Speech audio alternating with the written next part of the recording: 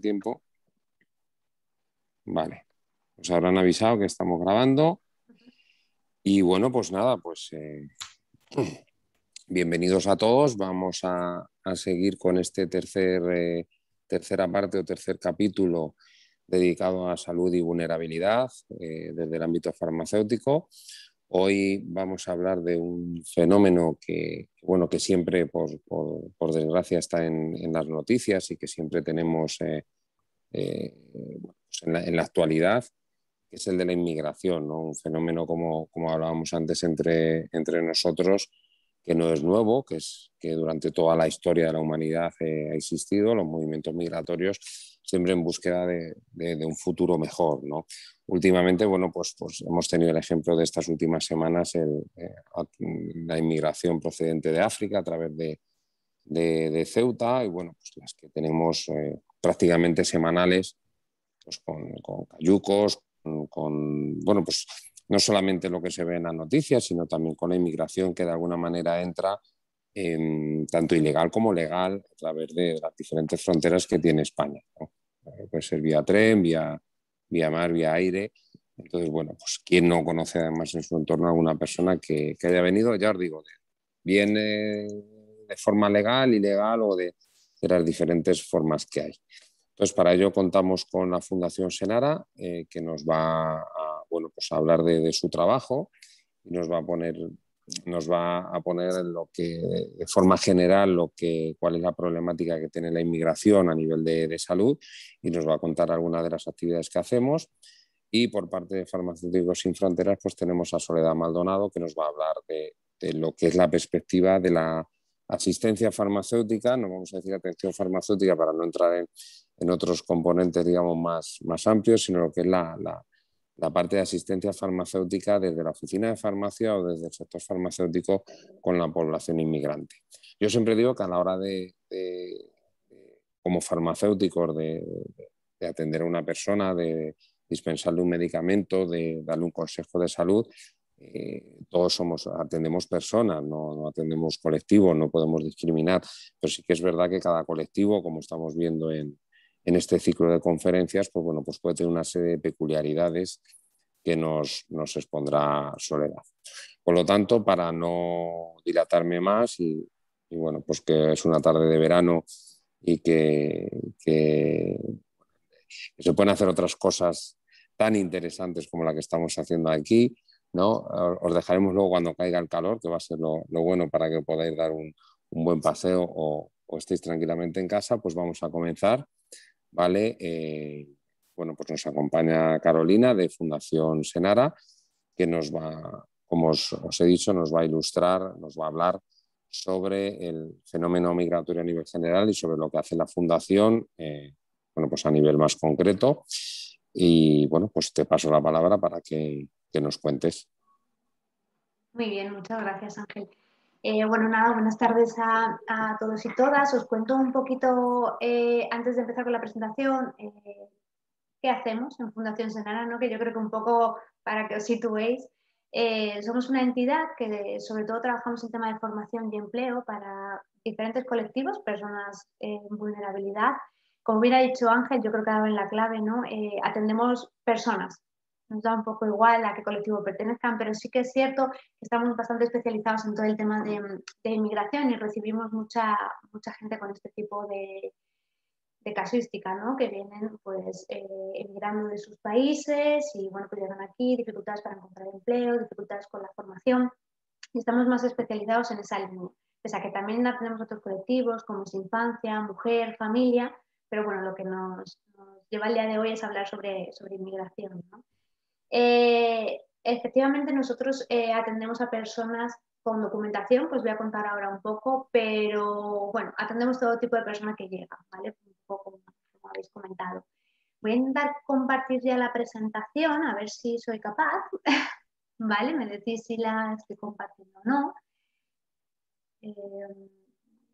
A ver, un segundo.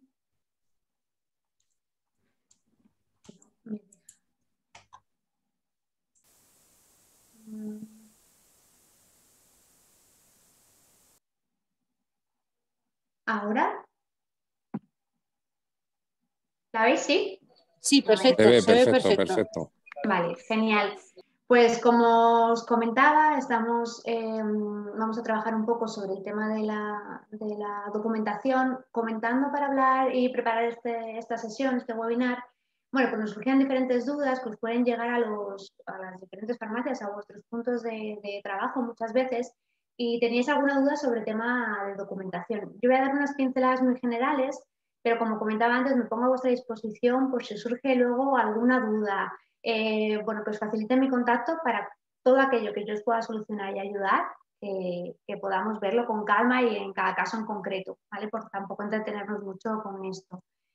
¿En qué situación de extranjería se pueden encontrar los inmigrantes que llegan? ¿Esto qué quiere decir? Pues tenemos dos situaciones como muy diferenciadas. Las personas que están en una situación regular, que es aquella que tiene documentación, y las personas que están en situación irregular. Todas ellas son las que tienen una situación bueno, de más riesgo, de más vulnerabilidad porque no tienen documentación. Después, pues no tienen un centro sanitario, no tienen documentación para poder trabajar. Todo esto complica muchísimo más ¿no? la persona que atendemos.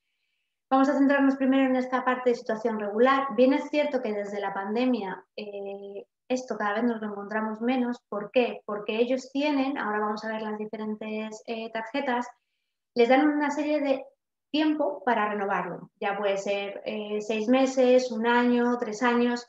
¿Qué nos hemos encontrado ahora? Que muchas administraciones han dejado de trabajar. Extranjería una de ellas. Entonces no han podido renovar esta documentación. Personas que se encontraban en una situación regular, legales en este país y que podían acceder a todos los recursos, se han encontrado de repente que no pueden, ¿no? Que hay algo ya ahí, una situación administrativa y legal que no les permite acceder. Entonces, esto es importante que lo tengamos en cuenta, que aquellos que tenían acceso a sanidad, trabajos, ahora mismo están en una situación como en un vacío legal, por así decirlo, porque es verdad que tienen una cita acogida en extranjería, pero muy a largo plazo, a medio y largo plazo, y que ahora mismo no pueden hacer nada. Eso implica no poder trabajar y un largo etcétera, ¿no? Entonces, lo que más nos vamos a encontrar o que vais a ver en este tipo de documentación es este NIE, ¿vale? Es una tarjeta de residencia para extranjeros. Han cambiado el formato. Seguramente muchos estéis familiarizados con el formato antiguo, que es una tarjeta rosa y azul. Ahora la han cambiado. Es cada vez más parecida a nuestro DNI, al DNI que conocemos de personas nacionales, ¿no? ¿Qué implica tener este NIE? Pues depende, ¿vale? Depende de un poco lo que os comento. Voy a volver a la parte de atrás, a la situación en la que estén. Si están en una situación de estancia, esto quiere decir que vienen durante un tiempo muy breve, ¿vale? O bien por unas vacaciones, o bien para estudiar. Tienen esa coletilla dentro de su tarjeta, ¿vale? Residencia por circunstancias excepcionales, temporal o larga duración. Los que están en larga duración ya son aquellos que tienen ya no solo permiso de estancia en el país, sino también permiso de trabajo. Esto sería el NIE. No voy a entrar mucho más porque es verdad que, bueno, la presentación os la pasaré por si queréis echarle un vistazo y viene el tipo de documentación que hay y en qué consiste cada una, ¿vale? He puesto un esquema que lo veréis muy claro. Luego tenemos también con este tipo de documentación los solicitantes de asilo. ¿Esto qué quiere decir? Que cuando tú llegas a un país y pides asilo, lo primero que te van a dar es la tarjetita que veis a la izquierda, que es bueno, no sé cómo lo veis vosotros, yo lo veo a la izquierda, la tarjeta blanca, ¿vale? Esta es la primera que te van a dar. Esto te da permiso de estancia, pero no significa que estés de manera regular en el país, sino que mientras que valoran tu situación personal, porque has podido pedir asilo por cuestiones de violencia en tu país de origen, bueno, normalmente suele ser por esto, por cuestiones económicas, porque huyes de un país que está en una situación conflictiva. Lo primero que te dan es esta tarjeta blanca. Cuando valoran realmente si tu condición o lo que tú has alegado para ser solicitante de asilo es válido, te dan ya la roja que vemos al otro lado. La que vale y tiene validez para trabajar y para estancia en el país es la roja. Es decir, si os encontráis una persona que lleve esta blanca, puede ser que a los 6 meses, que es cuando tiene esa caducidad y es cuando te tienen que dar la roja, no hayan valorado que esa situación por la que tú has solicitado asilo no es válida y te quedes en situación irregular. Vale. ¿Esto qué quiere decir? Que te devuelvan a tu país de origen o que te quedes ya de manera irregular aquí. ¿Vale? Pero eso, la diferencia entre una y otra, los dos son solicitantes de asilo, pero una tiene una temporalidad muy breve y la otra ya es la que nos va a permitir residir de manera legal. Luego tenemos las personas nacionales o ciudadanos de la Unión Europea. Esta documentación, que es un DNI o lo que conocemos como la tarjeta verde, ¿no? Pues muchos que vienen de Rumanía y demás. Ahora no, ahora tienen esta, ¿vale? De aquí, que vemos aquí, que es de extranjeros comunitarios. Lo pone arriba, ¿vale? Residente comunitario. He visto estos días, ayer sin ir más lejos en las noticias, que esto va a cambiar. ¿Vale? Van a hacer un DNI europeo que sea para todos igual. Lo que ahora te diferencia si tú vives en Francia o en Rumanía o tienes el tuyo, pero tiene validez para viajar por toda Europa, ahora lo van a unificar. Todos tendremos el mismo formato de DNI. Y esto ya se está empezando a hacer. Ese DNI no me ha dado tiempo porque lo vi anoche en las noticias y esta mañana he buscado un poco de información sobre ello para contároslo, pero no me ha dado tiempo a cambiar la presentación.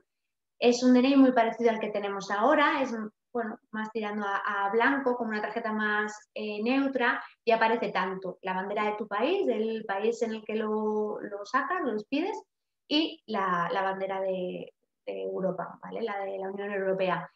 Y ese será el que utilicemos todos, ¿vale? Eso se va a ir implantando y bueno, hasta que ya todos tengamos esta documentación. ¿Con esto qué quieren hacer también? Una cartera digital, ¿vale? Es algo que todavía está un poco, bueno, en pañales, pero que lo quieren implementar.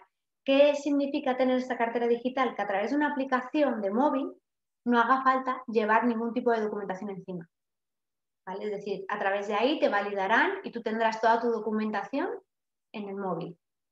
Para esto supongo que faltará algo más de tiempo, pero que cada vez todo este tipo de documentación que os he ido enseñando va a ir desapareciendo para que lo podamos renovar pues, a través de certificados digitales y demás. Todo el tiempo que ahora invierten todas estas personas extranjeras en tramitar la documentación, pues va a ser como un poco más fácil este trámite, ¿no? O a nivel digital. Mirad, esto es el cuadro que os he dicho antes de las diferentes situaciones por las que se pueden dar la documentación. Por no entretenerme y pararme mucho en esto, bueno, aquí está y cualquier duda me decís, ¿vale?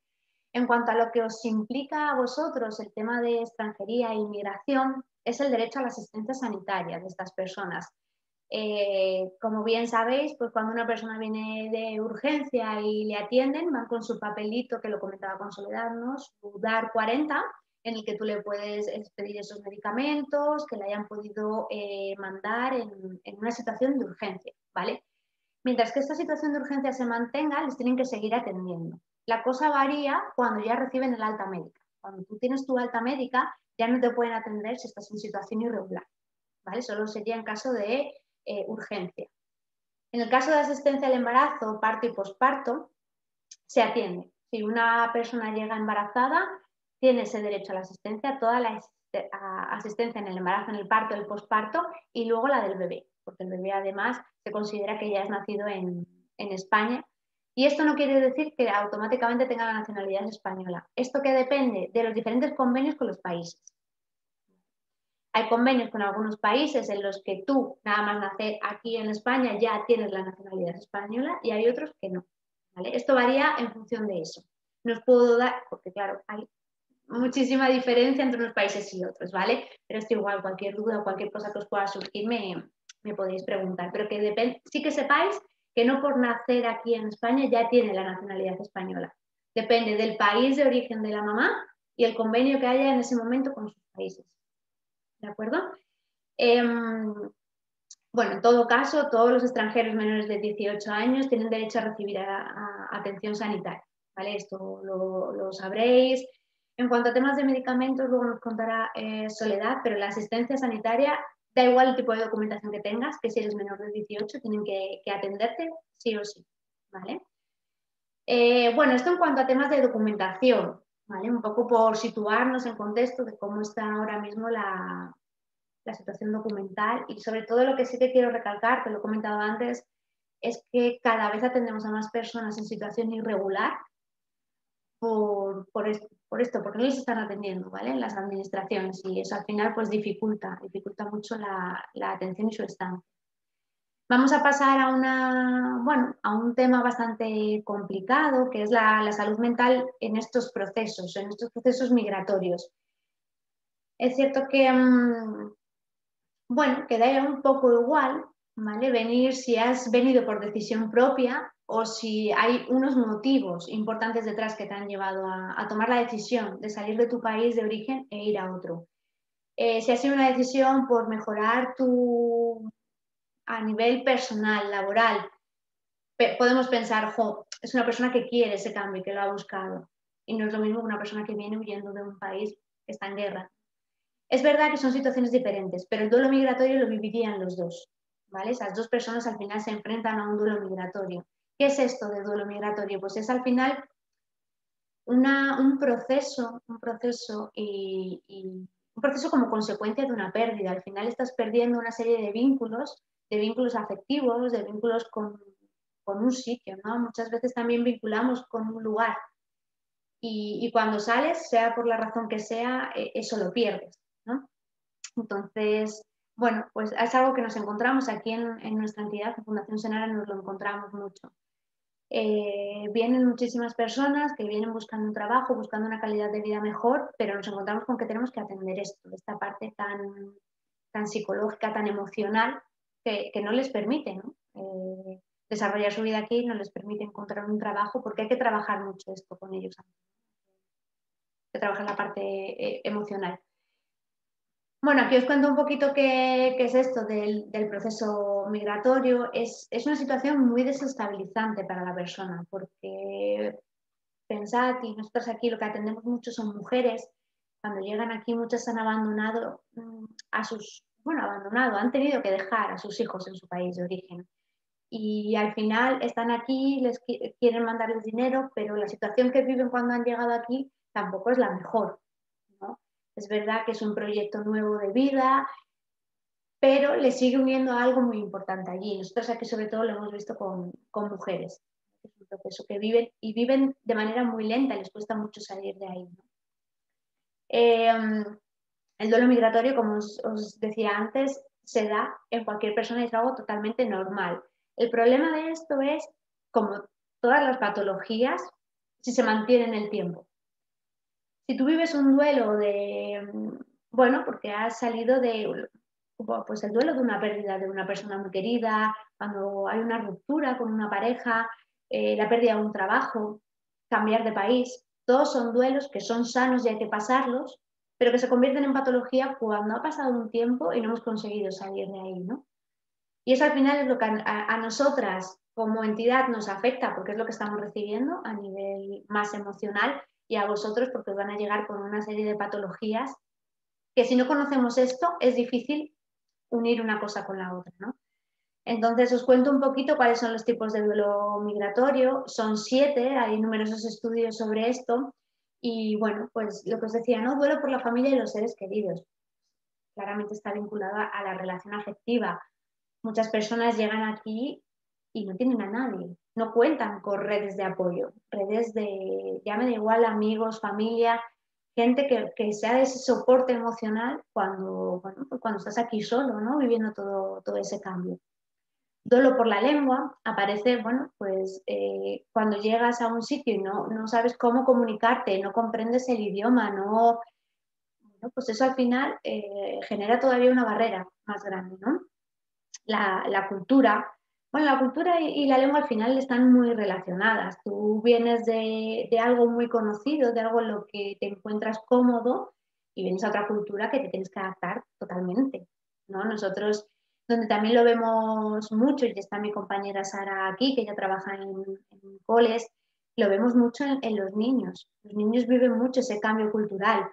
Al final están acostumbrados a hacer las cosas de otra manera, los coles son diferentes, las pautas se tienen que adaptar a esa nueva metodología de un profesorado, de unas clases, de una dinámica, de una rutina. Y, por ejemplo, en los peques este duelo por la cultura lo vemos muchísimo, ¿vale? La forma de vestirse, la alimentación, llegan a unos comedores escolares donde no les gusta lo que les ponen. No es que no les guste, es que no lo conocen. Esto, por ejemplo, en los peques lo vemos muchísimo, ¿no? duelo por la tierra, bueno, pues un poco también unido a la cultura, ¿no? La luz, hay países en los que hay muchísima luz y aquí pues de repente pasan los inviernos y echan de menos pues esa sensación de, o el clima incluso, ¿no? O que aquí hace mucho frío, o yo estoy acostumbrada a que haga mucho calor, bueno, pues que eso también implica un tiempo de adaptación, ¿no? A ese nuevo sitio.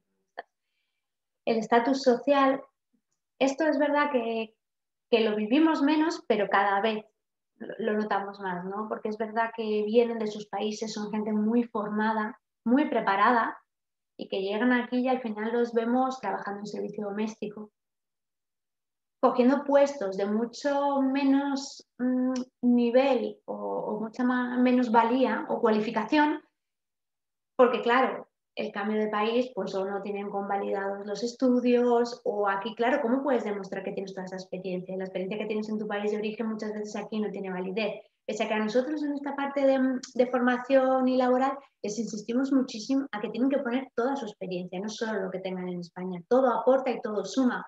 Pero ahí es donde ven esa pequeña diferencia.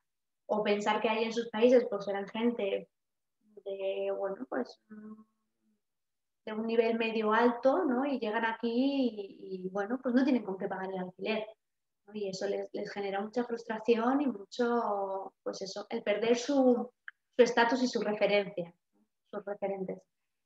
Duelo por el grupo de pertenencia. Esto, donde más nos puede pasar es en adolescentes, ¿no? El grupo de pertenencia, al final, el grupo de iguales, siempre nos va marcando desde la infancia, pero llega una edad crítica en la que te sientes muy igual al otro y necesitas ese grupo de iguales un poco para sobrevivir, ¿no? A esa adolescencia, el saber que tienes a alguien ahí que es igual que tú, que tiene los mismos conflictos con sus padres, con su... Y aquí pues nos encontramos que eso no lo tienen, ¿no? Han venido aquí, no tienen amigos, no tienen, bueno, todo eso lo vemos también, ¿no? Y luego el duelo por riesgos físicos, bueno, casi todos los estudios está considerado como el último, pero yo creo que es el factor casi más discriminante de primeras, ¿no? Porque es algo, pues eso, ¿no? Lo que conocemos como racismo, exclusión. Jo, pues yo en mi grupo de iguales, pues son todos del mismo, o de mi misma etnia, o de mis... Ya llegan, hay una diferencia física, de color, de aspecto, y eso, pese a que, como os digo, en todos los estudios está considerado como el último, a mí me parece casi de los primeros que más marca para todo lo demás, ¿no? Porque ya es verdad que lo físico genera una barrera que muchas veces es difícil de romper de primeras, ¿no? Pensad en niños, en adolescentes. Los adultos lo llevamos de otra manera, ¿no? Pese a que esto también genera diferencias, pero pequeñitos es difícil, ¿no? Y bueno, esto es un poco lo que suelen vivir. Pensar que es una situación muy, muy complicada. Es llegar nuevo a un país donde no conoces nada, donde vienes para literalmente buscarte la vida y pensar que tienes un futuro mejor. Y pese a que hay algunos que dices, jo, muchas veces llegan con pues una documentación ligada a, es que yo he venido a estudiar un máster, es que yo he venido porque soy estudiante de no sé qué, o pertenezco al cuerpo diplomático. Da igual, este proceso lo viven igual, al final es salir de tu zona de confort y empezar una vida desde cero, ¿no? Como comentaba Ángel antes, pues aquí también lo hemos sufrido, ¿no? O incluso sigue pasando, gente que vive en zonas más rústicas y vienen a Madrid a estudiar, muchos jóvenes que vienen a Madrid y esto lo siguen viviendo, al final no tienen a sus padres, no tienen su grupo de iguales, o sea que no nos tenemos que ir a 10.000 kilómetros para ver este duelo, ¿no? Este duelo migratorio, que es verdad que muchos es por decisión propia, pero que bueno, esa dificultad está y que nos la estamos encontrando cada vez más. ¿Cómo podemos ayudar nosotros? Pues bien es cierto que nosotros aquí, para toda esta parte de formación y empleo, trabajamos mucho esta parte emocional que os decíamos, ¿no? El intentar generar redes de apoyo. Para nosotros es muy importante que de manera paralela a la búsqueda de empleo tengan grupos donde vivan esta situación, donde se encuentren a gente que está en la misma situación que ellos. Nosotros llevamos poco tiempo trabajando aquí en la sede en Usera, estamos en dos barrios diferentes, en Moratalaz y en Usera. Cuando llegamos aquí a esta sede, lo primero que nos dimos cuenta es que esta gente lo que necesitaba era generar redes de apoyo, que estaban muy solos, que venían de este duelo migratorio, que no conocían a nadie, que además no encontraban trabajo y que esto les dificultaba su día a día. Y cuando al final tú esta parte emocional no la trabajas, es lo que demuestras cuando vas a una entrevista de trabajo. Y encontrábamos que ahí teníamos que trabajar esto de manera paralela. Hicimos un grupo que seguimos trabajando los viernes con ellos y funciona fenomenal, porque al final ahí generan, oye, yo tengo este trabajo y necesito que me cuide alguien al niño. Bueno, al final empiezan o llegan a cenar estando muy solos o no contando con estas redes y este grupo lo que hace es que al final puedan contar con alguien, ¿no? Se generan esas redes tan importantes para todos. Desde aquí y desde entidades como la nuestra trabajamos desde ahí, trabajando un poco esta parte tan emocional, pero ¿cómo podéis trabajar vosotros también, ¿no? Desde las diferentes farmacias? Pues una de las cosas más importantes es conocer que esto existe, ¿no? Y conocer qué consecuencias tiene a nivel de salud. Con frecuencia lo que nos encontramos es pues muchos dolores de cabeza, ansiedad, ¿no? El típico cuadro ansioso depresivo que nos llega, oye, que estoy muy nerviosa, tengo la tensión alta, me duele el estómago, no puedo dormir. Muchas veces le encontramos una patología o intentamos buscarle una patología que no tiene. Es decir, que al final es un desajuste, por llamarlo de alguna manera, quizás no es ni siquiera la palabra más adecuada, ¿no? Emocional que nos está haciendo todo lo demás, ¿no? Y que pensamos que tiene una patología cuando en realidad no la tiene. No hay nada físico ni médico detrás, sino algo emocional que hay que trabajar, ¿no? Entonces, bueno, que desde vuestros trabajos conozcáis esto y podáis un poco asesorarles derivándoles a sitios como los nuestros donde puedan encontrar ese apoyo o incluso, por supuesto, si hay una parte médica detrás, tratarla, ¿no? Que vosotros sabéis más de esto que yo. Entonces, bueno, pues aquí os dejo algunas recomendaciones que les podéis dar. Al final son recomendaciones que le daríais a cualquier persona que llega nerviosa, con ansiedad. Pero es cierto que si ya conocemos que este duelo existe y que está esto detrás, bueno, pues es como más fácil, ¿no?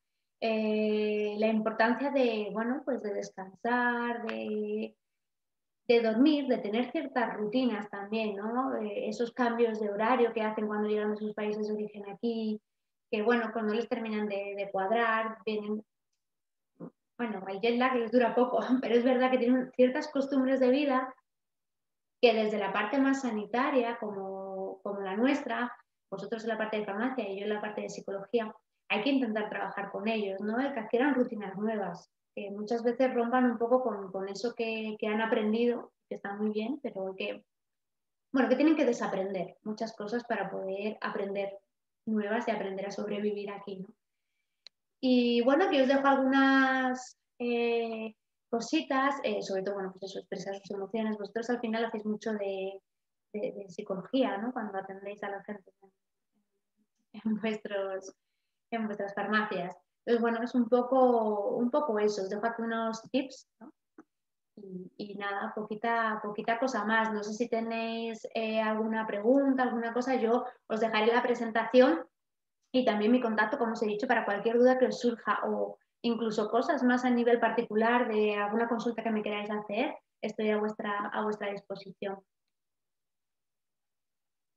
No me quiero ir mucho del tiempo tampoco, voy a ir como muy acelerada, yo tengo súper interiorizado, si queréis que repita algo, que me pare nada No, no, más, me decís, porque yo es como... me vas acelero. muy bien de tiempo. Vas muy bien de tiempo, no te preocupes. Vale, Si queréis las preguntas las dejamos para el final, fenomenal. ¿vale? Hay alguna pregunta en el chat, pero bueno, al final, si te parece, Pilar, enciendes la cámara y lo puedes preguntar, ¿vale? Vamos bien de tiempo, entonces, pues fenomenal. La verdad es que, bueno, haremos algunas reflexiones finales, pero es que lo que decimos, ¿no? Muchas veces quizás los problemas más visibles o los que socialmente se hacen más visibles no son los problemas, son parte de los problemas, ¿no? Pero hay otra parte importante que es la del duelo que tú comentabas, Carolina, de las personas que no solamente ocurre, como decía yo al principio, con los migrantes internacionales, ¿no? Sino que bueno, los que venimos de familia que ha tenido que emigrar y venir a otro sitio, pues también los hemos vivido, por supuesto, muchísimo más atenuado. No es lo mismo migrar dentro de tu país, de tu cultura, de tu lengua, que hacerlo desde fuera. Una cosa por justicia, te he presentado muy amigablemente como Carolina de Fundación Senara. Me gustaría decir que es Carolina Parrera, coordinadora de empleo y del área social de Fundación Senara. Yo es que a veces soy así, ¿vale? Mejor, yo Cuando lo me toca prefiero, presentar ¿eh? una mesa redonda, me gusta ser así y hoy la verdad es que ha sido por un poco la premura en la que he llegado. Me gusta, tengo mis diapositivas vuestras, ¿vale? O sea, dedicadas a vosotros, pero por supuesto te he presentado muy amigablemente porque además sois una fundación con la que trabajamos muy cómodamente, como con todas las que trabajamos en acción social, pero bueno, por ser más protocolario. Entonces, si queréis, dejamos las preguntas para el final, Carolina, y ahora doy paso, si quiere compartir pantalla, a Soledad Maldonado, que es farmacéutica, es farmacéutica, me gusta decir a mí, farmacéutica nuestra, de Farmacéuticos Sin Fronteras, voluntaria del programa Más Saludable que tenemos en marcha desde hace ya casi 3 años, que parece mentira, porque bueno, lo hemos empezado muy pausadamente, muy paso a paso, muy escalonadamente.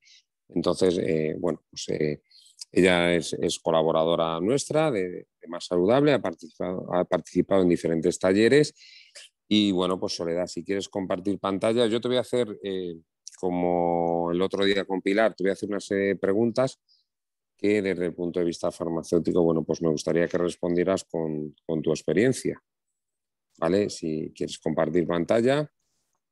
Muchas gracias, Ángel, y muy buenas tardes, y procedo a intentar Por compartir cierto, pantalla. Soledad, ponente o última ponente que yo vi en talleres con Fundación Senara, precisamente con niños. Entonces, Soledad con Fundación Senara ya tiene su experiencia.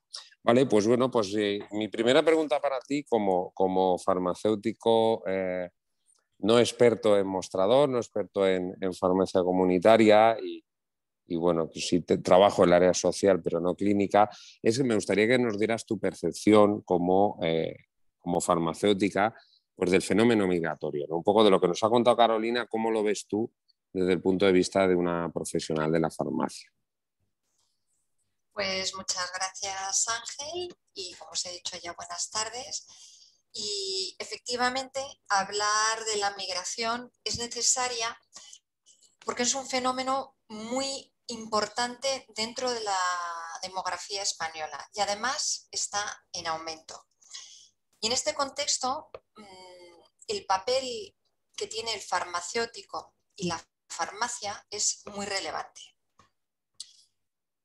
Toda aquella persona que abandona su lugar de origen, su país, para dirigirse hacia otro país, otro lugar, instalarse en él tanto temporal como definitivamente, es un migrante. La palabra migrante engloba tanto los emigrantes como los inmigrantes. Emigrante es aquel que sale del país, inmigrante es aquel que llega al país. En nuestro caso vamos a hablar de los que llegan, que son los inmigrantes. Y los medios sociales y los medios de comunicación se refieren a este grupo de personas, tanto inmigrantes como migrantes. Son personas que, como ha comentado Carolina, ha comentado Ángel, tienen distinto idioma, a veces tienen el mismo idioma, pero normalmente suelen tener distintos idiomas, distintos niveles socioeconómicos, distintos niveles culturales. Y dentro de este grupo, las personas más vulnerables suelen ser mujeres y niños. ¿Por qué hacemos una presentación del servicio farmacéutico al inmigrante? Por la situación geográfica que tiene España, es un país receptor de gran cantidad de inmigrantes. Y como os he dicho, esto va en aumento. La ONU dice que actualmente en el mundo hay 175 millones de inmigrantes. Para que os hagáis una idea, en el año 1980 en España había 200.000 inmigrantes. En el año 2015 esta cifra subió a 2,5 millones de inmigrantes en España. Y actualmente viven más de 6 millones de inmigrantes en España, lo que corresponde a un 13% o quizá mucho más porque hay muchos que todavía no tienen todas sus documentaciones en regla. La población española está teniendo menor tasa de natalidad, es una población que está envejeciéndose y esto va a significar que en un futuro vamos a tener necesidad de aumentar nuestra población, por lo tanto va a haber un mayor flujo de inmigración. Según la ONU, en el año 2050, estamos hablando solo de 35 años más de lo que tenemos ahora, aproximadamente unos 30-35, en el 2050 Europa va a necesitar entre 50 y 60 millones de inmigrantes para mantener su actual estructura laboral. Esto quiere decir que la ONU ha calculado que para el 2050 en el mundo habrá alrededor, la cifra va a subir de 175 millones de inmigrantes a 250 millones de inmigrantes a nivel mundial. ¿Qué temas vamos a tratar en la presentación? Voy a comentaros tipos de inmigrantes, la población específica de estos inmigrantes, qué son los servicios sanitarios más demandados por este colectivo, lógicamente el problema del idioma, que es un gran hándicap para realizar la atención farmacéutica. Dependiendo de dónde esté situada la farmacia, el área geográfica, la comunidad autónoma, la forma de actuar será diferente. ¿Y qué puede hacer frente a esta situación el farmacéutico? Los tipos de inmigración los podemos, en función de cómo las acepte nuestro país y la relación que tenga con los servicios sanitarios, podemos hablar a grosso modo de tres tipos de inmigración. Una inmigración laboral especializada, que son técnicos, científicos, son personas que vienen con una gran preparación, y son las que tienen mayor acogida por parte del país en el que se van a instalar y tienen una fácil integración. Estas personas vienen con su contrato laboral y por lo tanto tienen acceso a la sanidad, al sistema sanitario español. Hay una inmigración laboral no especializada que está dedicada al turismo, a la agricultura, al servicio doméstico. Suelen venir con contratos temporales, entonces sí, de forma temporal tienen un acceso al sistema sanitario español. Y luego hablaríamos de otro tipo de migración, que son aquellas personas que todavía no han regularizado su situación en España, que no han obtenido toda la documentación necesaria para poder tener un permiso laboral. Estas personas, el acceso al sistema sanitario lo desconocen y quizá al tener ese gran desconocimiento les resulta muy difícil. Estos dos últimos sectores son los que producen una mayor y tienen una mayor complejidad a la hora de realizar una atención farmacéutica. En esta diapositiva os muestro el mapa de España y vemos, abajo hay una bandita de un color clarito a un color rojo oscuro, que nos mide la cantidad de flujo migratorio que tiene esas zonas de España. Vemos que las comunidades autónomas que mayor flujo de migratorio tienen suele ser la comunidad autónoma de Andalucía, la comunidad autónoma de Valencia y la comunidad autónoma de Cataluña. Prácticamente toda la zona del Levante español. Es cierto que toda España se recibe inmigración, pero las zonas que mayor flujo tienen por la situación geográfica que comenté anteriormente es toda la zona de Levante y todas estas comunidades. ¿Y cuáles son los países de origen que nos producen mayor flujo migratorio? En la transparencia he puesto un documento que está obtenido en el Instituto Nacional de Estadística en el 2019, pero he estado mirando que prácticamente se mantiene igual ahora en el 2025. Como estáis viendo, Marruecos, Rumanía, Ecuador, Colombia. Si los hombres viajan solos, mayor parte vienen de Marruecos, Rumanía, China. Si son mujeres que inmigran ellas solas, que vienen ellas solas a nuestro país, inmigrantes pues suelen venir de Perú, Ecuador, Colombia, algunas de Costa Rica. Y esos son los principales países que producen el flujo migratorio a España. Muy bien. Ya vamos a centrarnos en farmacia, en Soledad, y quería que me hablases una panorámica general de la problemática que tienen, la problemática más específica que tienen los inmigrantes a nivel de farmacia, ¿no? Cuando se acercan a una farmacia comunitaria. Para hablar de esta problemática respecto al inmigrante en su contacto con la farmacia, tenemos que basarnos también en los grupos de inmigrantes que existen. Como os he dicho, los inmigrantes que vienen con mano de obra que es laboral especializada son personas que vienen con un nivel cultural, socioeconómico, vienen muy formadas, muy preparadas y ellos conocen ya el idioma del país donde se van a establecer, vienen trasladado o desplazado por una empresa que está en otro país y lo traen a la misma empresa en España, suelen tener condiciones buenas. Entonces, estas personas conocen ya nuestro sistema sanitario. El problema son aquellas personas que no tienen mucho conocimiento de cómo funciona el sistema sanitario, no tienen mucha documentación, están pasando situaciones muy apuradas y lo primero que a ellos les llama la atención es entrar en la farmacia a pedir cualquier información, cualquier consejo, cualquier recomendación. La farmacia para todo este tipo de inmigrantes suele ser, digamos, el primer contacto que ellos tienen con el sistema sanitario español.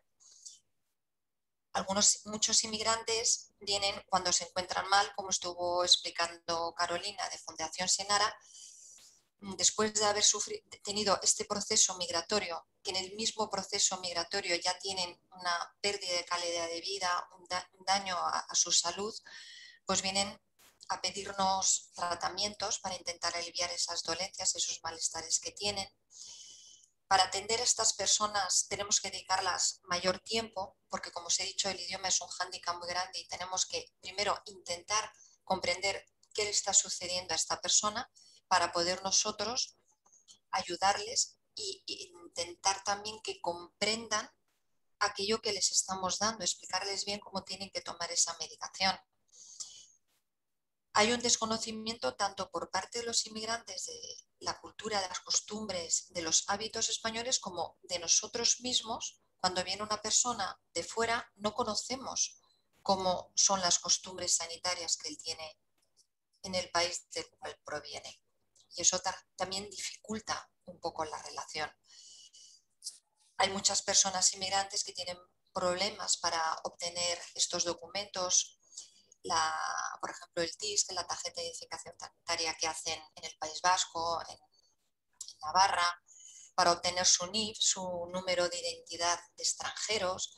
Entonces, lo que sí es cierto es que tanto la legislación internacional como la legislación española, que lo comentó anteriormente Carolina, dice que el derecho a la salud es fundamental. Y la legislación española permite y ofrece asistencia a todo extranjero residente en España, tiene acceso a la sanidad pública de urgencia hasta que sea dado de alta. A estas personas inmigrantes yo estoy en la Comunidad Autónoma de Madrid, entonces la Consejería Sanitaria de Madrid, para favorecer y ayudar a este colectivo a la hora de que los médicos les receten la medicación, les dan unas recetas donde la aportación no es T1, T2, T3 como estamos acostumbrados a una aportación Siscata, sino que pone dar 40. Estas personas, estos inmigrantes con estas recetas tienen un copago del 40%. Eso lo ha creado la Consejería de Sanidad de aquí de Madrid. Y eso facilita la adquisición de medicamentos por parte de los inmigrantes. Es cierto que muchos inmigrantes no consiguen trabajo y su nivel económico es muy precario. En este caso, Cruz Roja tiene una parte que se dedica a ayudar a la medicación, a la obtención y al pagar esta medicación de los inmigrantes. Muy bien. ¿Cuáles son los tipos de servicios sanitarios más demandados en la farmacia por la población inmigrante? Como comentó Carolina, y debido a las situaciones que pasan muchos de estos inmigrantes, hay inmigrantes que simplemente el hecho de cambiarse de un país a otro ya tienen pérdida de calidad de vida. lo pasan muy mal. Existe ese duelo migratorio, a veces pesa más cuando las condiciones son más difíciles, más duras. Hay un duelo migratorio que hace que la salud mental y psicosomática sea de los servicios más demandados. Incluso se ha comentado que hay, yo he comentado inmigración, que vienen con unas condiciones muy buenas a nuestro país, vienen con su trabajo en una empresa, tienen un puesto bueno, pero como se ha comentado, el tener que empezar desde cero, estar en un país con culturas, costumbres diferentes, hábitos distintos, la luz, el que la oscuridad empiece antes, eso puede afectar muchísimo a las personas, creándoles mucha ansiedad, creándoles mucha angustia. Entonces, estos servicios están solicitados están muy solicitados independientemente que seas un inmigrante, que lo tengas más fácil que aquel que lo tiene mucho más difícil y complicado, porque siempre hay un pequeño duelo que se realiza. Los inmigrantes tienen una tasa de natalidad mucho mayor y hay mayor número de embarazos en adolescentes. Por eso la atención materno-infantil también está muy demandado. En algunos colectivos inmigrantes tienen carencia, tienen pobreza energética y los recursos son muy limitados, están muy bajos, por lo tanto no pueden dedicar tanto a su higiene, en especial la higiene dental. Los hábitos alimenticios cambian mucho, a veces toman mucha comida. Al no conocer, a ser tan diferente a lo suyo, pues no se alimentan correctamente y la salud bucodental pues sí hay que tratarla mucho porque además por ahí pueden venir muchísimas infecciones que pueden hacer que se nos complique. Y demandan mucho en prevención y control, tuberculosis, sida, enfermedades de transmisión sexual. Y como antes os he comentado, es muy importante donde esté situada la farmacia. No es lo mismo que la farmacia esté en una zona turística en la costa, que puede tener un flujo de inmigrantes muchísimo mayor, que una farmacia que esté en un pueblo o una farmacia que esté en una zona rural con muchísimo campo y con muchísima agricultura. Tendrán un flujo diferente de inmigrantes y la demanda de las necesidades de este colectivo serán diferentes.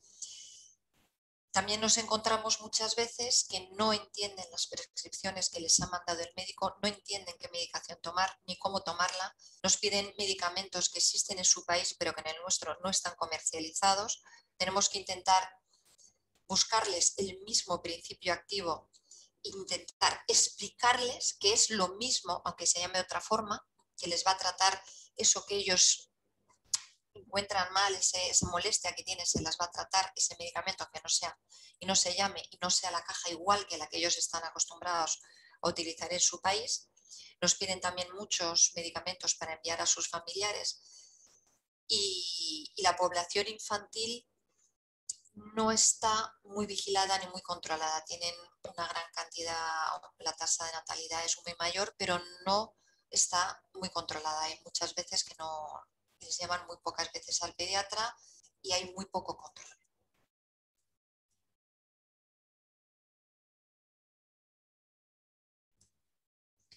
Ángel se ha desconectado, pero no pasa nada A ver, seguimos. Ángel, No, la no, no, siguiente... no, no, es que estoy silenciado. Es que estoy La silenciado. siguiente, eso, y has empezado Porque a si Porque no, como, yo puedo seguir sola. como buen ponente en Zoom, estoy en un sitio público y había mucho ruido y me he silenciado. No, decía, has comentado has hablado sobre diferencias geográficas muy sutil, muy por encima. Evidentemente no es lo mismo una población inmigrante en población rural que en una gran ciudad y tal.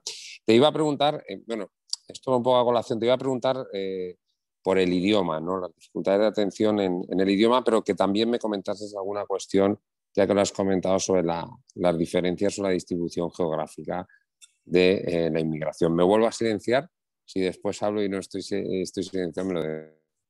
Perfecto, silénciate, no hay ningún problema, luego ya te vuelves a poner.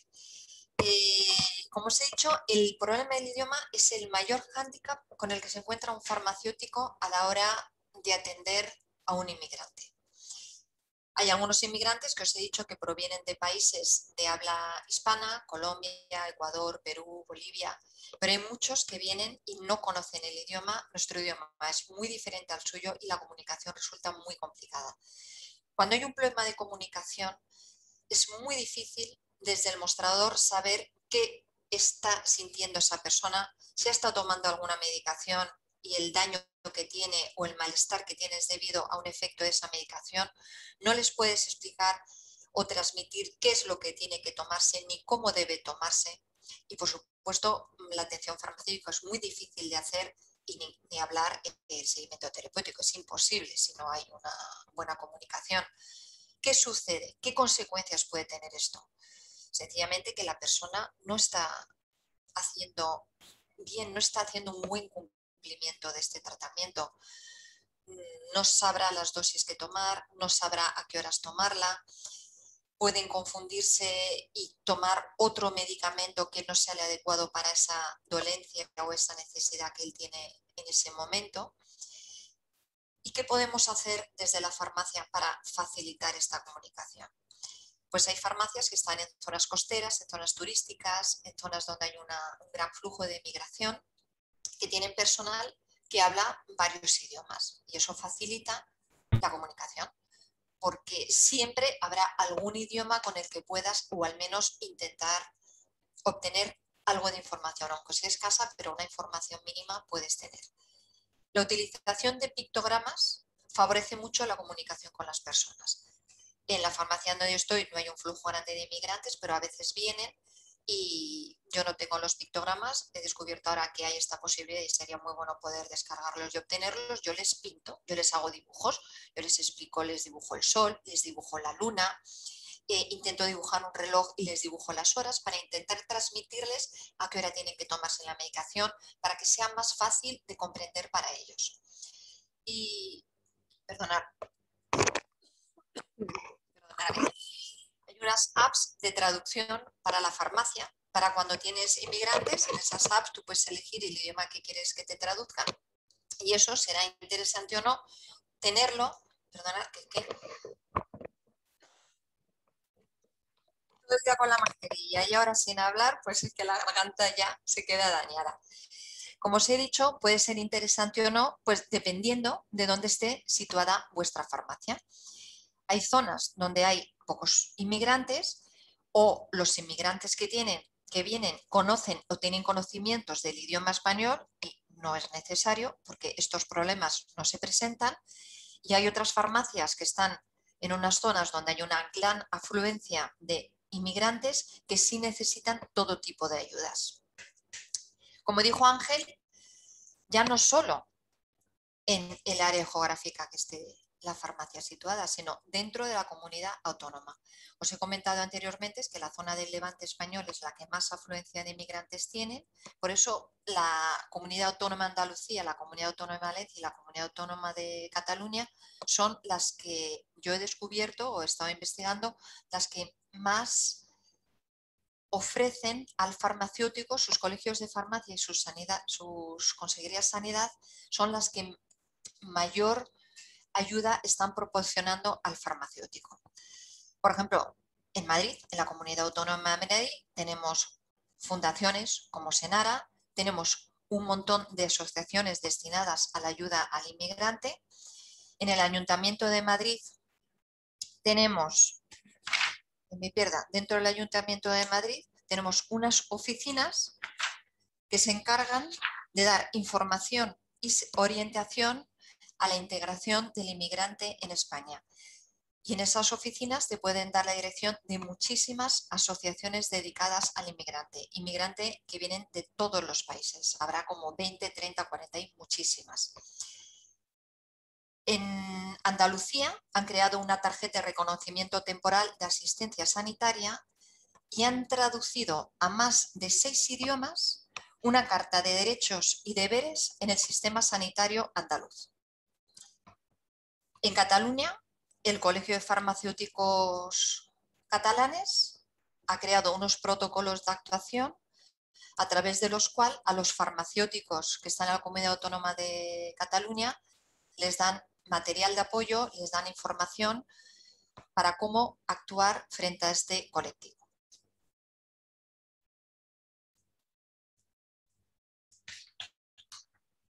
Ahora esperaremos a que Ángel nos comente. No me acabo de acostumbrar a silenciar esto. Pues simplemente ya para finalizar, tampoco te quiero machacar a preguntas, ¿cuál es desde tu punto de vista como farmacéutica, ¿qué se puede hacer como farmacéutica, por supuesto, y como Farmacéuticos Sin Fronteras para mejorar la atención al inmigrante, que es bueno pues para lo que estamos haciendo estas jornadas de debate? El farmacéutico puede aportar su grano de arena para que estas personas puedan integrarse mejor y su estancia no sea tan dura. Tenemos que informarnos, dependiendo de dónde esté la farmacia, la comunidad autónoma que tengamos, qué servicios ha desarrollado esa comunidad autónoma. Hay comunidades autónomas que facilitan mucho cómo gestionar y cómo tratar a este inmigrante, como os he estado antes, la comunidad andaluza, la comunidad valenciana, la comunidad catalana.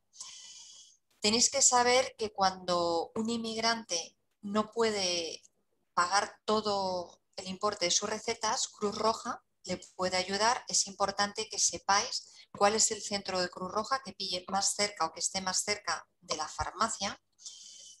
Tenéis que recomendar o decirle al inmigrante que se encuentra mal que él, aunque no tenga todos sus papeles en regla, que esté esperando obtener la regularidad de su estancia en España él puede acceder y tener la asistencia y puede ir a los centros de urgencia de la sanidad pública, de los hospitales. Sería bueno darles teléfono o darles direcciones de qué hospitales, de qué centros de salud tienen un servicio de urgencia que les pueda atender.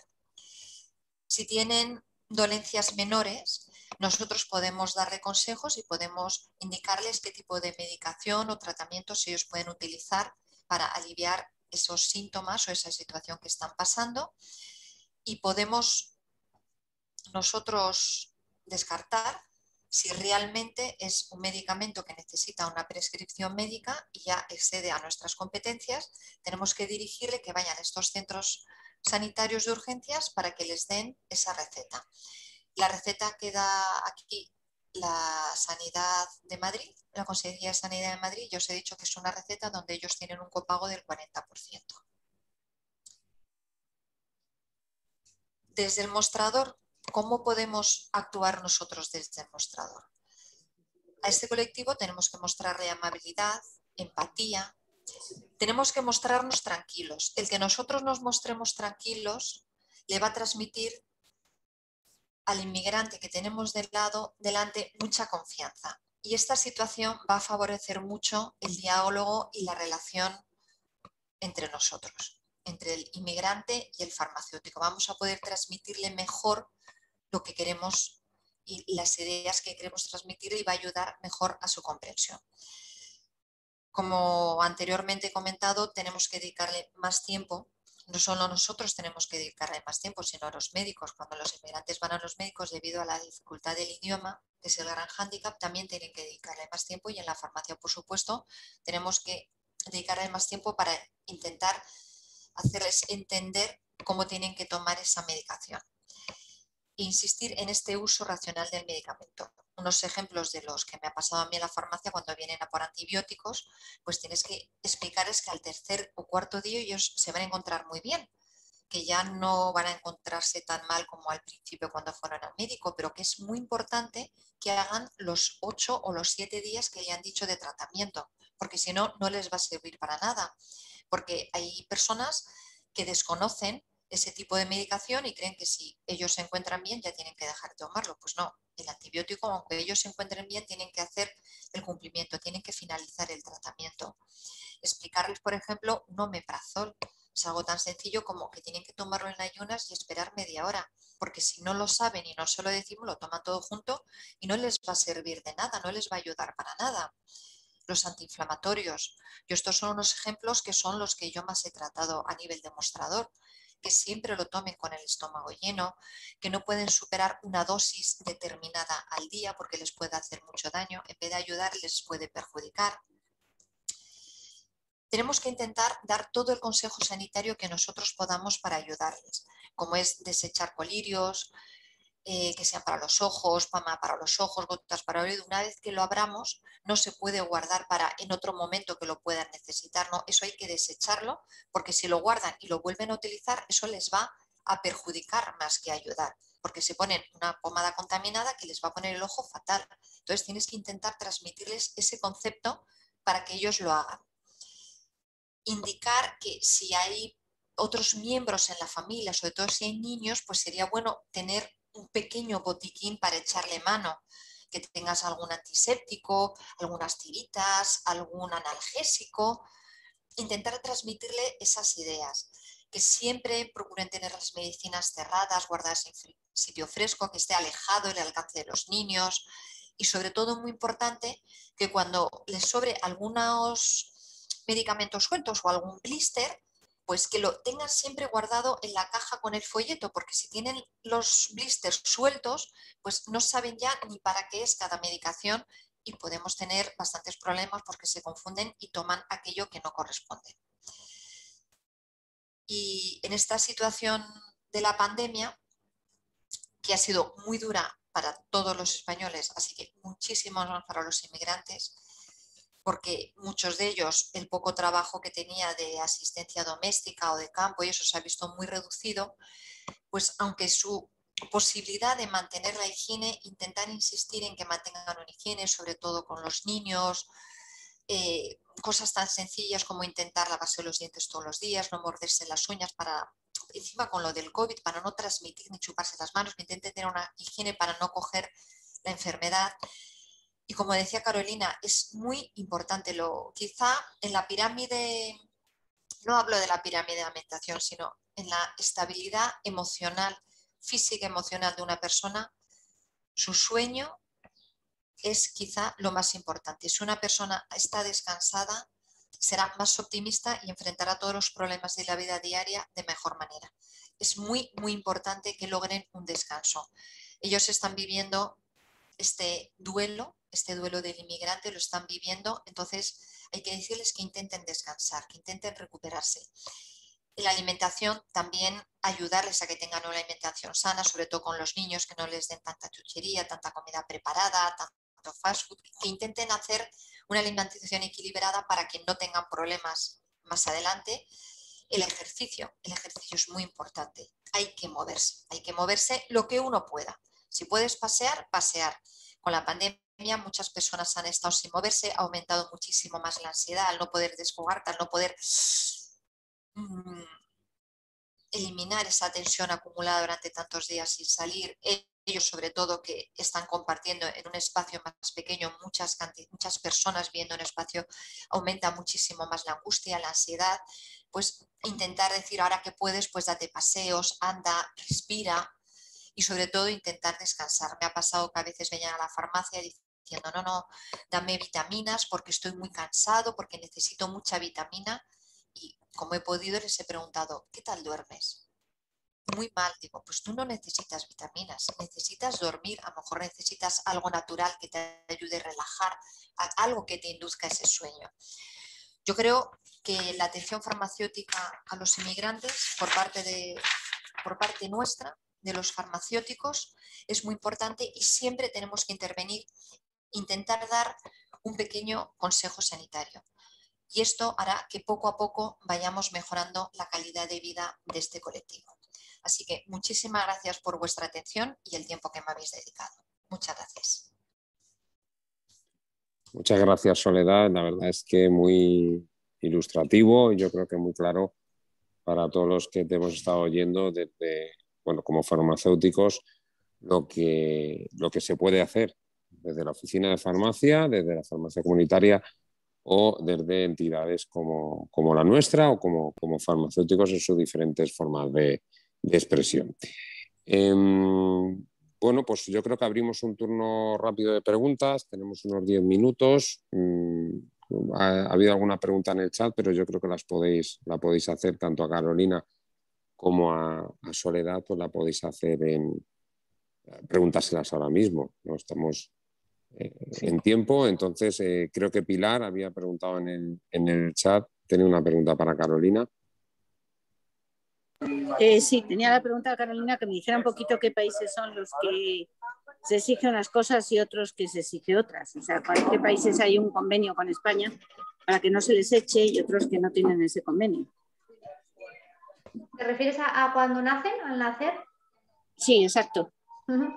Pues por norma general, un bebé nacido en España recibe siempre la nacionalidad que tengan sus padres.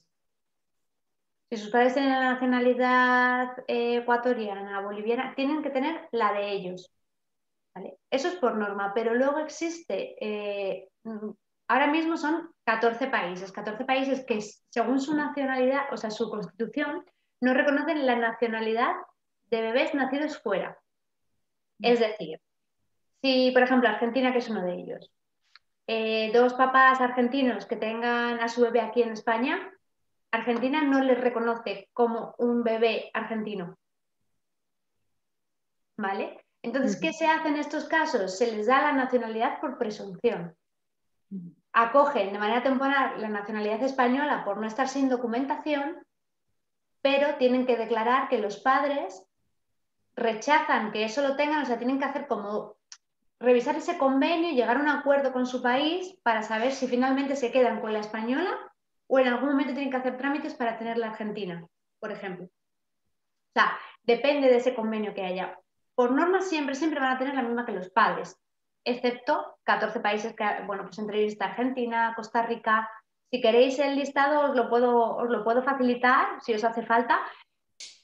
Pero bueno, por norma sería esto. Y luego, imaginaros, otro país que en los que no existe este convenio, por ejemplo, lo que os he dicho, ¿no? Ecuador. Nacen aquí, tienen la nacionalidad de sus padres, serían niños ecuatorianos, pero al año de nacimiento ya pueden solicitar la española. Tienen que demostrar que durante un año no han salido, han sido residentes legales en España y no han salido, ni siquiera han hecho un viaje para poder pedir la española. Vale. Muy a bien. unos se les da por presunción para que no estén sin documentación y a otros se les da pasado el año si acreditan que han estado aquí. Estos en este caso tendrían la doble nacionalidad, no pierden la de sus padres, sino que adquieren la española. Vale. Muy bien, muy interesante, muchas gracias. Y yo sobre todo quería daros las gracias a las dos. Me ha parecido un webinar de verdad súper interesante. Os lo habéis preparado y nos habéis quitado cantidad y cantidad de dudas y cosas que teníamos ahí en la cabeza que no sabíamos cómo atacarlas. Pero yo hay otra duda que me ha surgido, Soledad, porque la escribí y luego tú lo has explicado, que es el caso de la gente que tiene que pagar un 40%. Es decir, una persona tiene una enfermedad crónica, he puesto el ejemplo de hipertensión o diabetes, lo que sea, un inmigrante, ¿no? Necesita una medicación, entonces yo como farmacia le puedo dirigir al ambulatorio que tengo al lado, pero ese ambulatorio le hará una receta con un 40% de aportación, si no me equivoco. Entonces, si no tiene dinero para pagar ese 40%, tú has hablado de Cáritas, pero también tenemos Banco de Alimentos. Cruz Roja. Pero tenemos Banco de Alimentos. ¿Alguien me puede explicar cómo funcionaría Banco de Alimentos? A lo mejor Ángel lo sabe explicar, no lo sé. ¿De alimentos o de medicamentos? Perdona, medicamentos. Es que lo mío es de formación ya profesional. Sí, de medicamentos. Pasa mucho. Perdona, Ángel. Perdona, o sea, que digan que tenemos un banco de alimentos y que somos Médicos Sin Fronteras es un clásico. Por eso ya sos... Sí. No, nuestro es banco de medicamentos, perdona. Sí, bueno, nosotros lo que hacemos es, parecido, similar a lo que hace Cruz Roja. Lo que hacemos es atender casos particulares, por desgracia. Siempre lo digo, nosotros llegamos hasta donde los presupuestos llegan. Entonces lo que hacemos es a esas personas que tienen ese 40% de pago, de copago, por decirlo de alguna manera, financiamos esos tratamientos además de manera completa. No desde el banco de medicamentos, que es otra forma de funcionar. Es decir, como bien sabéis los farmacéuticos que estáis aquí, nosotros no se puede dar un medicamento en España fuera de la farmacia por la ley de ordenación farmacéutica. O sea, que además me parece personalmente algo lógico. Entonces, lo que sí hacemos es financiar. En algunos casos no tenemos el potencial económico, que no como farmacéuticos, que sí lo somos de Cruz Roja, pero sí que atendemos nosotros y algunas entidades más dedicadas principalmente a la inmigración o incluso a temas que tratan la pobreza farmacéutica, sí financiamos parte de esos tratamientos, sino este 60% que la persona tiene que tiene que financiar. Desde los bancos de medicamentos no, porque, y esto os lo cuento un poco ya como anécdota personal, porque sí que es verdad que es una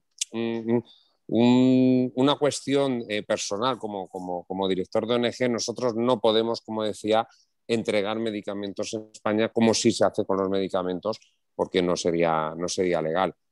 Entonces, en este caso, lo que se hace es financiar en la farmacia, ¿vale? Por eso de ahí la diferencia con el Banco de Alimentos. Con el Banco de Medicamentos sí podemos hacer envíos de medicamentos fuera de España porque la legislación es diferente y sí que podemos hacer ese tipo de aporte. Muchas gracias. Y Soledad, me ha encantado lo de las infografías. Es cierto, eso es un problema que tenemos en las oficinas de farmacia y tú les enseñas los dibujitos y ellos aclaran.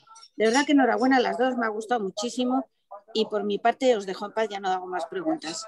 Muchas gracias, Pilar. Las infografías, los pictogramas, infografías, juegos, es algo que utilizamos mucho en cooperación al desarrollo, precisamente por temas de idiomas y por temas de alfabetización. Es decir, cuando vamos a cooperación hay lugares en los que, bueno, pues se habla francés y va una persona que habla francés, pero hay gente que nos encontramos que no sabe leer y escribir.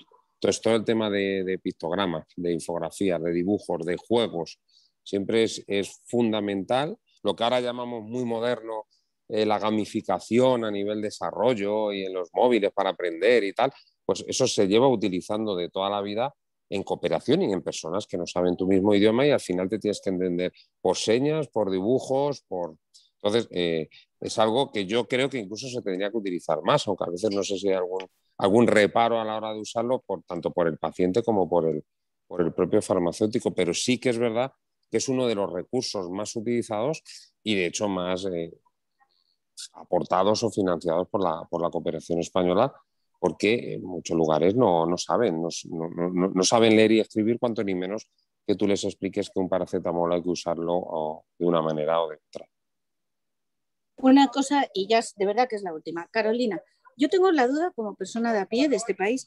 Aquí llega un inmigrante, ¿cuánto tiempo tiene que estar hasta que consiga tener una tarjeta, un algo que no le tenga la policía y le vuelva a mandar a su país? Pues depende un poco de la manera de entrar, pero bueno, así en líneas generales, por lo que me has dicho, si una persona llega en situación irregular, lo que conocemos muchas veces como situación irregular es lo que comentaba Ángel antes de aquellas personas que llegan en patera, que es los casos que conocemos más de noticias, ¿no? De telediario. Esas son unas, pero nos encontramos con mucha gente que llega de vacaciones con un visado y cuando pasa su periodo de vacaciones, ¿qué pasa con esta gente, no? Cuando pasan esos, dependiendo de lo que tenga, 15 días, 3 meses. Esa persona estaría en situación irregular y no puede conseguir su documentación hasta que no pasan 3 años. Cuando pasan 3 años en los que puedes demostrar que has estado en este país de manera continua, que no has salido, no has viajado a ningún otro sitio y puedes demostrar que has estado haciendo diferentes actividades, por supuesto si tienes un contrato de trabajo todo se agiliza, pero actividades tipo cursos de formación en una entidad como la nuestra, voluntariado, algún tipo de actividad que pueda demostrar tu estancia y que aportas algo dentro de este país, puedes solicitar la tarjeta por arraigo social. Yo ya llevo 3 años residiendo en este país, quiero seguir residiendo pero de manera legal. Sería por arraigo, ¿vale? Luego está otro tipo de documentación que es por arraigo, se llama igual, está el arraigo social, el arraigo familiar. Es decir, tú puedes conseguir tu documentación de manera más rápida si tu pareja ya tiene la nacionalidad de este país, si eres hijo de alguien que ya tenga, ¿no? Muchas veces lo que nos encontramos es que vienen primero las mamás, como os decía antes, y cuando ya llevan aquí un tiempo se traen a los hijos. Esos menores que acuden consiguen la documentación antes por arraigo familiar. Vienen por familiar de una persona que ya tiene su nacionalidad aquí, o su documentación en regla aquí, mejor dicho, ¿no? Porque para conseguir la nacionalidad tienen que pasar 10 años de estar residiendo de manera legal aquí en España y tienen que pasar por un examen. Se presenta un examen de nacionalidad, que no es nada fácil, que yo muchas veces que veo las preguntas digo, no sé si yo lo pasaría, si lo tuviese que pasar, y dependiendo de ese examen y luego se valora pues eso, que tengan conocimientos del idioma, conocimiento de las costumbres, de la Constitución, se hacen preguntas bastante duras y quien lo pasa, bueno, pues por supuesto la recibe, pero no es el mayor número de casos. Hay muchos que se quedan ahí en ese examen y mantienen su tarjeta anterior porque no son capaces de pasarlo. Entonces depende un poco de cómo hayan llegado, pero un poco lo que tú dices, ¿no? Que supongo que te centras más en esa pregunta de ciudadano de a pie, de cuando llegan y están de manera irregular, ¿cómo lo consiguen? Tienen que pasar 3 años en los que no hayan salido, es decir, si les pilla la policía y les devuelve a su país por la razón que sea, si vuelven, tienen que pasar otros 3 años desde entonces. No es nada fácil conseguir la documentación y cada vez son más duros en estos trámites. Muy bien, muchas gracias. No sé si he contestado con esto o sí. Fenomenal, nada, gracias a ti. Bueno, ¿alguna pregunta más que tengáis? Pues yo solamente una reflexión porque yo creo que nos ha quedado súper claro, tanto desde el punto de vista de Senara con Carolina como Soledad, que lo ha explicado muy bien. Por un lado, la exposición de la problemática con la que se encuentran este colectivo de inmigrantes, y por otro lado el punto de vista sanitario o farmacéutico que ha dado Soledad a estos problemas que se puede encontrar en el propio mostrador de su farmacia, ¿no? Pues de los problemas con el idioma, los problemas de explicarles cómo se tiene que tomar la medicación, etcétera, etcétera. Y bueno, súper interesante, por supuesto, y también comentar que uno de los objetivos de este ciclo, que cuando lo ideamos, fue bueno, pues conocer o acercarnos a la realidad de estos colectivos que están vulnerables o desfavorecidos de nuestro país, acercarnos, conocer su realidad y a la vez pues qué podemos aportar desde el punto de vista farmacéutico, desde el papel del farmacéutico, para hacer esa atención, esa asistencia, que en definitiva se trata, como ha dicho Soledad, de mejorar su salud y por lo tanto su calidad de vida. Entonces, pues un poco pues que esto sea un punto de partida para posibles talleres que podamos hacer con vosotros, con Senara, que como ya hemos hablado, ya hemos trabajado, ya hemos colaborado en algún taller. Y bueno, pues un poco pues eso, potenciar eso, el trabajo en red de las entidades del tercer sector. Yo creo que eso es fundamental, muy importante, vamos. Muy bien, pues si no hay ninguna pregunta más, estamos en hora. Una última reflexión, creo que muy básica y muy clara, y es que detrás de cualquier colectivo, y en este caso colectivo y fenómeno de la inmigración, hay personas, ¿vale? Hay personas que dejan todo su arraigo y que vienen muchas veces a sitios donde ni conocen lo que hablan, ni les gusta o no comen lo que habitualmente comen, y se encuentran en ambientes incluso a veces hostiles, ¿no? Y estas personas son las que muchas veces ni los medios de comunicación, ni los políticos, ni los ciudadanos muchas veces percibimos, ¿no? Tenemos vecinos, tenemos gente muy cercana, porque es lo que también hablamos en este ciclo que queremos hacer, es decir, que la pobreza no está al otro lado del océano ni al otro lado del estrecho. Y entonces, bueno, pues tanto dentro de todas estas cuestiones, dentro de todo esto que se habla ahora de las fronteras, de Ceuta, de África, de tal, hay personas, ¿vale? Con sus sentimientos y con sus circunstancias. Y yo creo que a estas personas, tanto la sociedad civil organizada como somos las ONGs, como el resto de personas, pues por supuesto les debemos todo el apoyo, porque además tarde o temprano, en cualquier momento, cualquiera de nosotros o de nuestros descendientes o incluso ascendientes, los que sean más jóvenes, pues pueden llegar a ser inmigrantes, ¿no? Y pueden vivir esa situación que, desde luego, afortunadamente yo no la he vivido, ni los que estamos seguramente, muchos o la mayoría de los que estamos aquí, pero desde luego que es muy complicada. Y una segunda reflexión, una vez más, es la farmacia. Volviendo a ese lema que tanto se ha movido después o durante la pandemia, pero fundamentalmente en la pospandemia del año pasado, la cruz de la farmacia no se apaga. La importancia del farmacéutico como sanitario de primera línea, como persona que acoge y que escucha, en este caso que nos ocupa hoy a los inmigrantes, es fundamental no solo desde el punto de vista de la atención sanitaria, sino también como desde la atención psicológica y personal. Muchas gracias tanto a Carolina como a Soledad. Hemos grabado el webinar y esperamos que como el resto pues tenga adecuada difusión en Internet. Nada más y bueno, repito, muchísimas gracias y nos vemos en próximos webinars. Muchas gracias. Muchísimas Gracias a todos.